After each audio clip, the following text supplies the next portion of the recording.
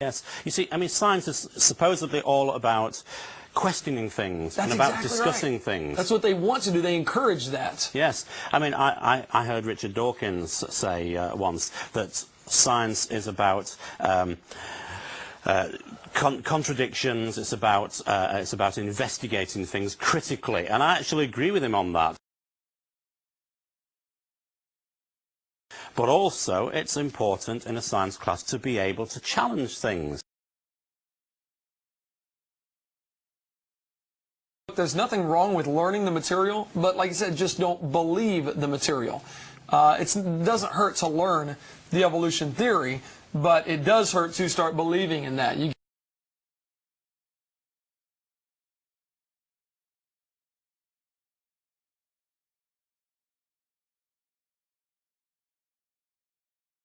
If we are going to claim the name of Christ and claim to believe in God and claim to believe in God's Word, why would I even ask this question? God said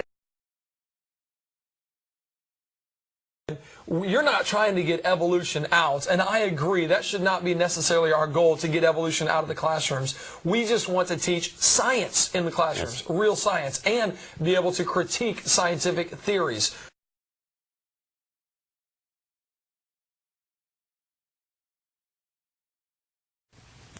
Dawkins and so on cannot prove that the world came into being 4.5 billion years ago.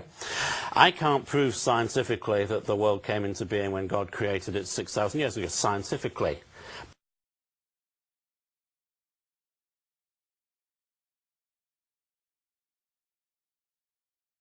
But I do have the documentary evidence. Exactly. We've got God's Word to go back on, and that is really what it comes down to. Are we going to take God's Word as our authority, that's right, or are we going to take some modern scientific idea that's not really even scientific as our authority? What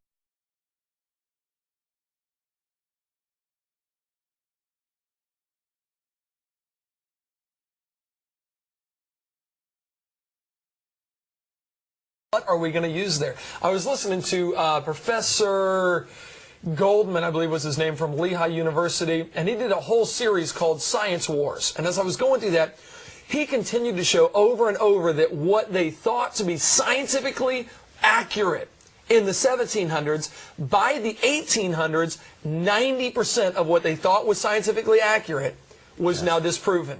Same from the 1800s to the 1900s. 90% of what they thought to be scientifically accurate then was now no longer scientifically accurate. Why in the world would I take God's Word, which was written over a period of a couple thousand years and has never been proven wrong, and compromise it or put it under the authority of man's opinion that is going to change here in a few years? Evolution is a relatively somewhat new concept.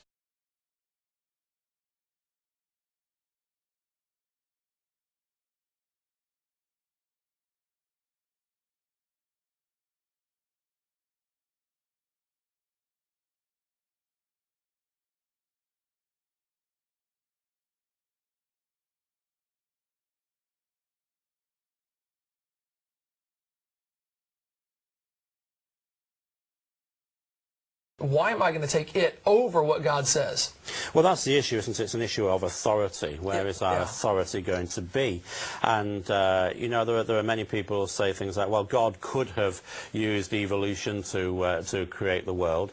And that's really irrelevant. I mean, to an extent, I can accept that God could have used evolution to create the world. Actually, I don't think he could, because that would go contrary to his nature.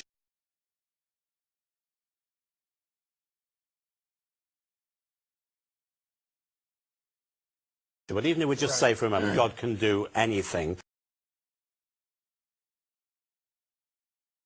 therefore he could have created the world by evolution, that is not the issue. The issue is, how did he do it? Exactly. How did he say he did it? And if, you know, if he wanted to tell us he'd made it by evolution, then, you know, the pages of his word would have said that. But instead, the pages of his word say that he created the world in 6 days. And that's got to be our authority. And if, you know, if he wanted to tell us he'd made it by evolution, then, you know, the pages of his word would have said that. But and if, you know, if he wanted to tell us he'd made it by evolution, then, you know, the pages of his word would have said that. But